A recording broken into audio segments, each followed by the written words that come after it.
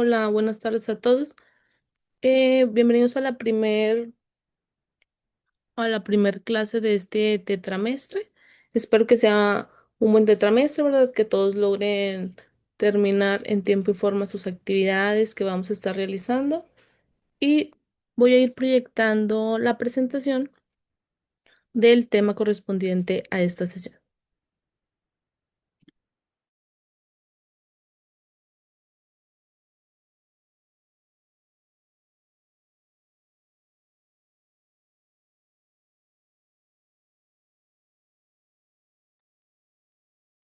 Bueno, el primer tema con el que vamos a iniciar es con el tema de nociones preliminares. Aquí vamos a hablar acerca de la teoría general del proceso. Bueno, iniciamos este recorrido por las nociones generales como con una pregunta pues fundamental. ¿Qué entendemos por proceso?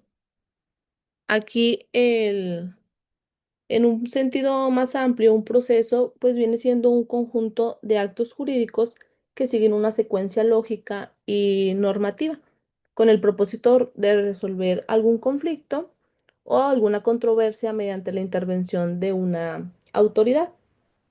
En la teoría general del proceso, esta noción se convierte en objeto de estudio esencial. La teoría no se centra en un proceso específico, o sea, civil, penal, laboral, sino que busca identificar los elementos comunes a todos los tipos de procesos jurisdiccionales. En este sentido, actúa como una disciplina puente entre la rama del derecho procesal particular y también los fundamentos teóricos generales. Su finalidad es doble. Primero, busca ofrecer un marco conceptual claro que permita entender la estructura, los principios y las etapas que rigen a cualquier proceso jurisdiccional. Y por segundo, su segunda finalidad es dotar de herramientas analíticas que permitan a los operadores jurídicos, tanto jueces, abogados y académicos, interpretar e innovar dentro del sistema procesal. Asimismo, esta teoría se nutre de otras disciplinas como lo son la lógica, la sociología jurídica y también la teoría del derecho. Al hablar de proceso, no solo nos referimos al aspecto formalista o normativo, sino también el proceso como fenómeno tanto social, político y humano. ¿Cómo influye el contexto en la duración o en la estructura del proceso? ¿Y qué papel juega la equidad en el diseño procesal? Estas preguntas nos van a estar acompañando durante todo el curso.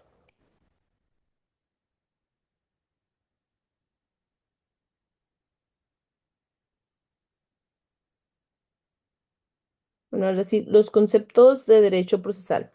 Uno de los debates clásicos en la doctrina jurídica es la diferencia entre el derecho sustantivo y el derecho adjetivo. El primero, el derecho sustantivo, establece derechos y obligaciones. Y el segundo, el derecho adjetivo, regula la forma en que estos se hacen valer. El derecho procesal es derecho adjetivo por excelencia. No nos dice qué es el matrimonio o el contrato, sino cómo se demandan, cómo se prueba su existencia o cómo se ejecutan sus efectos o cómo se resuelven los conflictos que derivan de ellos. Aquí el derecho procesal regula las condiciones, también las estructuras, los procedimientos y los órganos competentes para hacer efectivo el derecho sustantivo. Sin proceso, los derechos serían meras declaraciones abstractas. La sentencia, como acto culminante del proceso, contribuye el momento en el que el derecho cobra eficacia práctica. Pero, ¿es el derecho procesal solo un instrumento? Pues hoy sabemos que ha alcanzado autonomía científica y también autonomía normativa. Tiene principios propios como son la contradicción, la imparcialidad, también la bilateralidad y también un lenguaje técnico distintivo. Además, sus reglas no se subordinan ciegamente al derecho sustantivo. Pueden limitar, corregir o también condicionar su ejercicio. Aquí, ¿qué problemas surgirían si no existiera el derecho procesal? Pues para empezar, si no existiera el derecho procesal, No habría un camino ordenado ni tampoco justo y obligatorio para poder resolver cualquier controversia que se presentara. Este, También no existiría certeza jurídica, nadie sabría cómo, cómo ni ante quién reclamar. Las decisiones serían pues arbitrarias, distintas en cada caso. No habría como que reglas claras ni previsibles. Por ejemplo, un mismo problema podría resolverse de manera diferente según la persona que lo atienda o el estado de ánimo de la que tenga la autoridad en ese momento. También otro problema que surgiría, pues podría ser que se vulnerarían derechos fundamentales. Sin el derecho procesal no existirían derechos de audiencia, derechos de defensa, de debido proceso ni de presunción de inocencia. También sería imposible la aplicación del derecho sustantivo.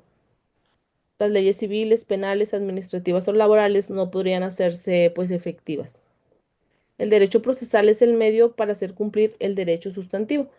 Sin el derecho procesal, los derechos existen pues solamente en el papel.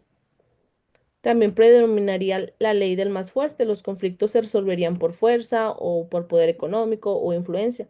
Las personas con más recursos impondrían su voluntad. Y también otro problema que surgiría, pues podría ser la falta de legitimidad de las decisiones. Las resoluciones no serían aceptadas porque no seguirían un procedimiento, pues justo, y la sociedad no confiaría en las autoridades. Entre estos, pues son algunos de los problemas que podrían surgir si no existiera el derecho procesal.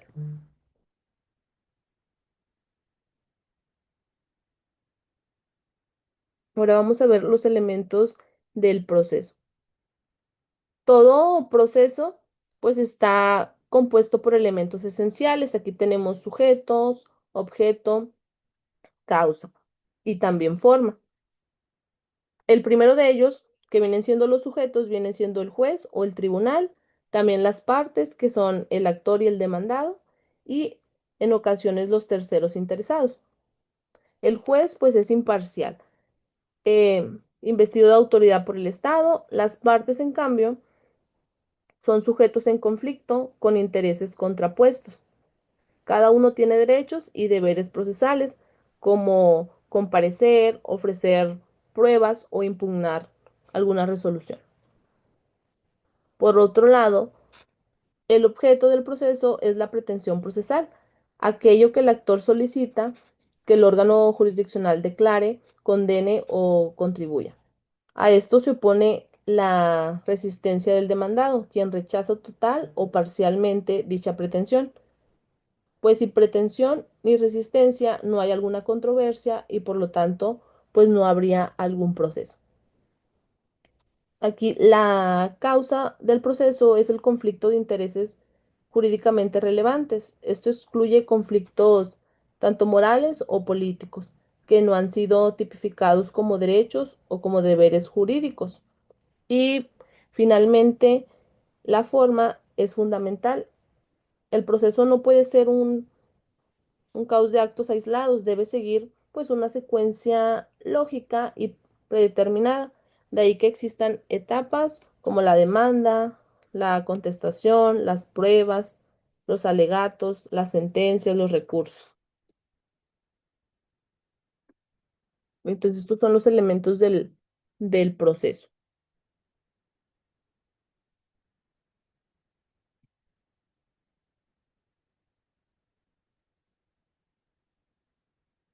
Principios del derecho procesal. Los principios procesales no son meras orientaciones éticas, sino que son verdaderos pilares sobre lo que descansa todo el sistema. El principio de contradicción, que es el primero que vemos, implica que ninguna parte puede ser condenada sin haber sido oída y sin haber tenido la posibilidad, pues, de defenderse. Este principio da sentido al juicio como escenario dialéctico. Por otro lado, el principio dispositivo rige en materia civil, son las partes quienes impulsan el proceso, delimitan su objeto y también aportan las pruebas. Y en cambio, el principio inquisitivo que predomina en el derecho penal o administrativo es el juez quien tiene aquí la facultad para investigar, recabar pruebas e incluso para poder modificar el objetivo del proceso. La igualdad procesal es más que un trato idéntico, implica asegurar condiciones equitativas para que las partes puedan ejercer sus derechos en pie de igualdad. Y por su parte, la publicidad y la oralidad garantizan transparencia, inmediación y agilidad procesal. La tendencia moderna es avanzar hacia juicios orales públicos donde el juez pueda valorar directamente las pruebas y también la argumentación. Los principios procesales son la base para poder garantizar un proceso justo. No son simples ideas, sino que son reglas fundamentales que orientan la actuación de jueces o partes y cuya violación puede afectar gravemente pues la validez del proceso.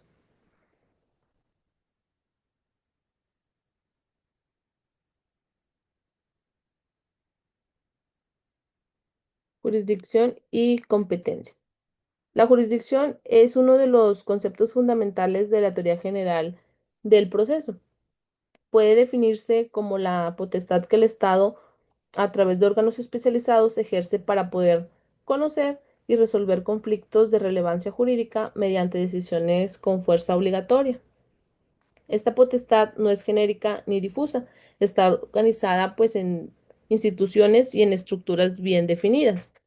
Existen distintos tipos de jurisdicción: la contenciosa, la contenciosa que resuelve conflictos entre partes. También está la voluntaria, donde no hay litigio, pero se requiere la intervención judicial. También la constitucional para dirimir cuestiones sobre normas supremas, y la jurisdicción administrativa ejercida pues por órganos que también resuelven controversias en el marco del derecho público.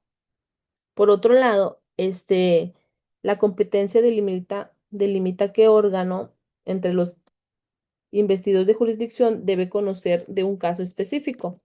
La competencia puede ser objetiva, ya sea por la materia del litigio, puede ser también territorial, por el lugar de los hechos o por el domicilio que tengan las partes, o puede ser funcional, por la fase del proceso como la apelación. Aquí el estudio de la competencia permite evitar duplicidades, asegurar imparcialidad y también proteger el principio del juez natural.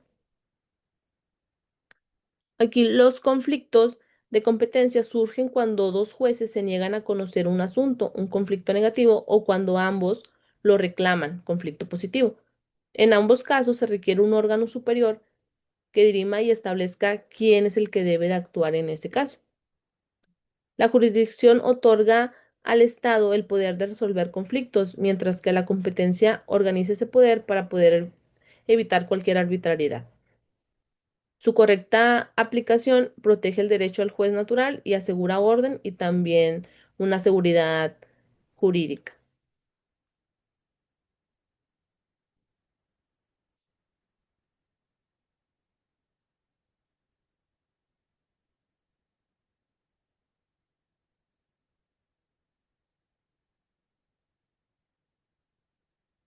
Acción procesal.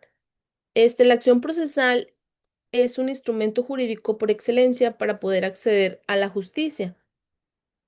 Es el derecho subjetivo que tiene toda persona para poder acudir ante el órgano jurisdiccional y solicitar la tutela de un derecho.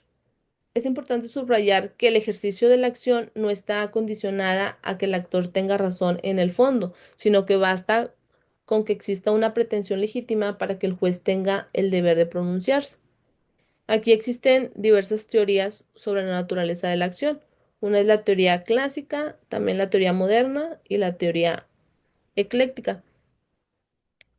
La primera, la teoría clásica, fue formulada en el siglo XIX. La consideran como un reflejo del derecho sustantivo. Si no había derecho material, no podía haber acción. Esta concepción fue superada por la teoría moderna o la teoría de Shovenda, que distingue claramente entre el derecho sustantivo y el derecho a la acción. Incluso si el actor no tiene razón, tiene derecho a que se le escuche y a que el juez analice sus pretensiones. Y la teoría ecléctica, en cambio, reconoce la autonomía de la acción, pero considera que debe reunir ciertos requisitos procesales para poder tener eficacia. Entre los requisitos para el ejercicio de la acción, pues destacan la capacidad procesal, también la legitimación activa y pasiva y el interés jurídico. El actor debe ser titular de un derecho o al menos alegarlo razonablemente, y el demandado debe ser quien aparezca como obligado. Además, debe existir un interés en obtener la decisión judicial, lo cual excluye a quienes promueven por simple curiosidad o con fines frívolos. Es importante aquí destacar que la acción procesal garantiza el acceso a la justicia. No se trata de tener siempre pues la razón, sino del derecho de toda persona a ser escuchado y a poder obtener una respuesta del Estado de lo que él está pues solicitando.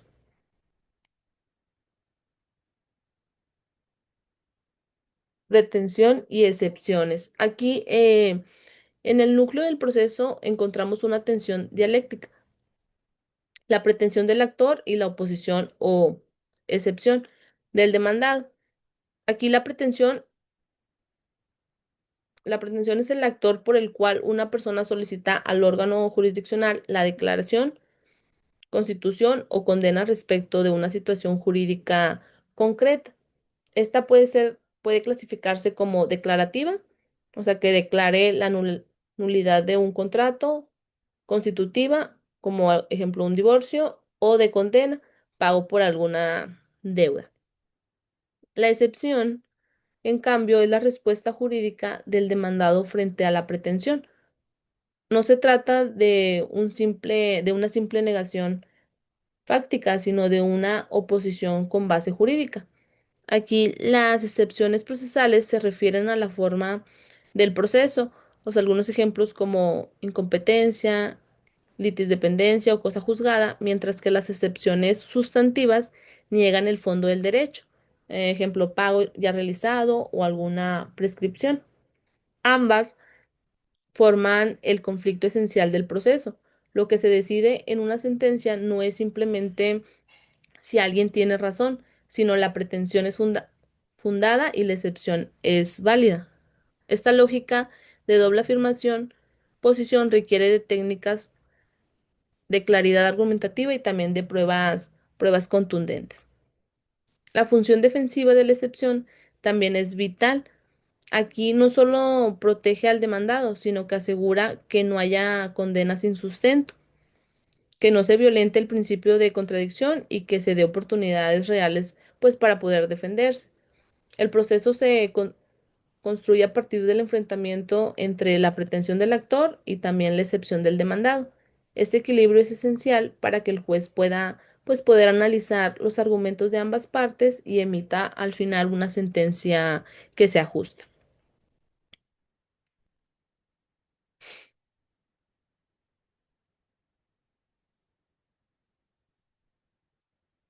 Bueno, aquí vamos a ver este proceso contra procedimiento. Una de las distinciones más necesarias y a menudo más descuidadas es la del proceso contra los procedimientos. Mientras que el proceso alude a una relación jurídica entre partes guiada por principios y con finalidad resolutiva, el procedimiento es el conjunto pues ordenado de actos que suceden conforme a una norma para poder llegar a una resolución. En otras palabras, el proceso es el por qué y el procedimiento es el cómo se va a hacer. Distinguirlos es importante porque permite poder entender la dinámica de la justicia. Por ejemplo, puede haber procedimientos sin proceso, como en algunos trámites administrativos, y también hay procesos con múltiples procedimientos internos, incidentes, recursos, entre otros, y además el incumplimiento de un procedimiento puede afectar gravemente la validez del proceso en su conjunto. Existen diversos tipos de procedimiento. Unos son ordinario, sumario, especial, abreviado, entre otros. Cada uno tiene una lógica distinta de acuerdo con la materia, con la urgencia o con la complejidad que se tenga del asunto. No se puede aplicar un procedimiento sumario a un juicio complejo sin afectar la defensa adecuada o el debido proceso. En la práctica, comprender esta diferencia es esencial, pues para poder determinar los plazos, los tipos de pruebas admitidas, también los recursos procedentes y la formalidad que debe cumplirse. No entenderlas puede derivar en errores técnicos que si bien pueden parecer menores, pues pueden causar nulidad o pérdida procesales imponentes. Distinguir entre proceso y procedimiento nos permite comprender la dinámica del sistema judicial. Esta diferencia es clave en la práctica, ya que una falla en el procedimiento puede afectar pues todo el proceso. Aquí voy a mencionar un cuadro comparativo entre proceso y procedimiento. El primero, el proceso, es una relación jurídica entre las partes y el órgano que resuelve. Y por el contrario, el procedimiento es el conjunto ordenado de actos que se siguen dentro de un proceso. Aquí el proceso tiene como finalidad resolver un conflicto y el procedimiento tiene como finalidad tramitar el conflicto. El proceso está regido por principios procesales que vienen siendo contradicción, igualdad y debido proceso. Y por otro lado, el procedimiento está regido por formas, plazos y formalidades. Y el proceso también es el para qué del sistema de justicia y el procedimiento es el cómo se desarrolla el proceso. Bueno, también aquí hay algunos ejemplos de confusión que puede haber entre el proceso y el procedimiento. Por ejemplo, un ejemplo es en trámites administrativos ante una dependencia. Una persona puede presentar alguna solicitud de licencia o permiso y afirma que ya inició un proceso en su contra cuando la autoridad le requiere documentos adicionales. Aquí no existe un proceso porque no hay un conflicto ni una pretensión contra la autoridad, sino que solo se está siguiendo un procedimiento administrativo.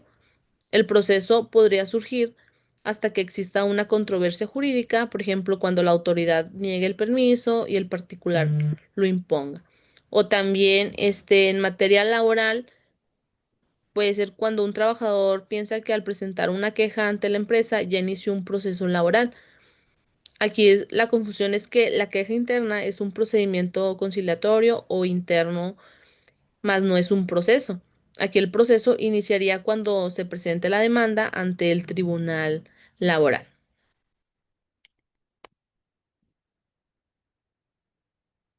El proceso administrativo. El proceso administrativo plantea una variante imponente respecto a la jurisdiccional. Aquí el conflicto se presenta entre un particular y la administración pública, la cual tiene una posición de supremacía institucional.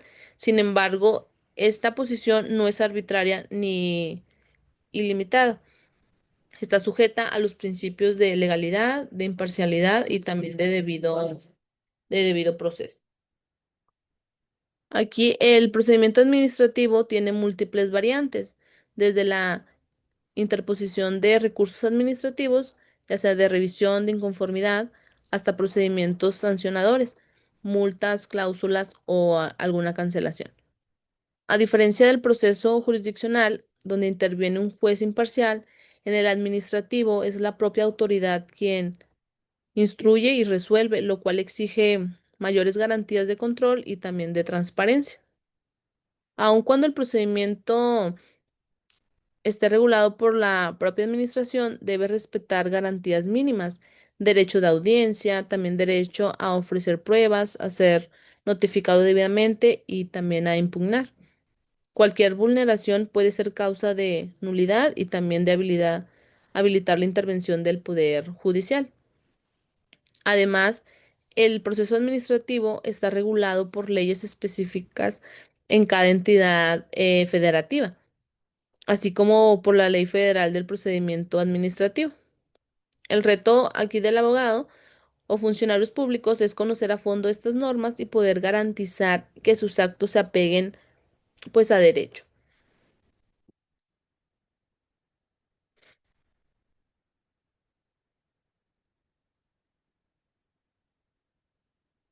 Bueno, y aquí por último vamos a ver una conclusión y la visión integral del proceso.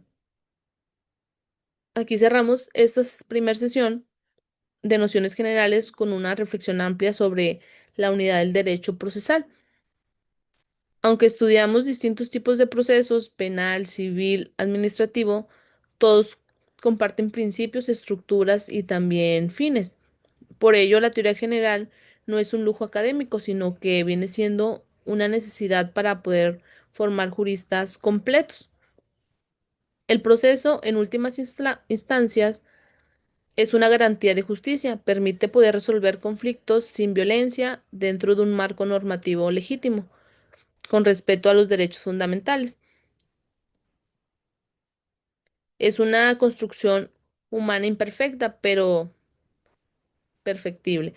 Depende no solo de buenas leyes, sino de personas capacitadas y también de personas que estén comprometidas. Hoy los retos del proceso son múltiples, desde incorporar la oralidad sin sacrificar garantías, también digitalizar los juicios sin excluir a los más vulnerables, incorporar mecanismos alternativos como son la mediación, también sin restar fuerza al juicio tradicional.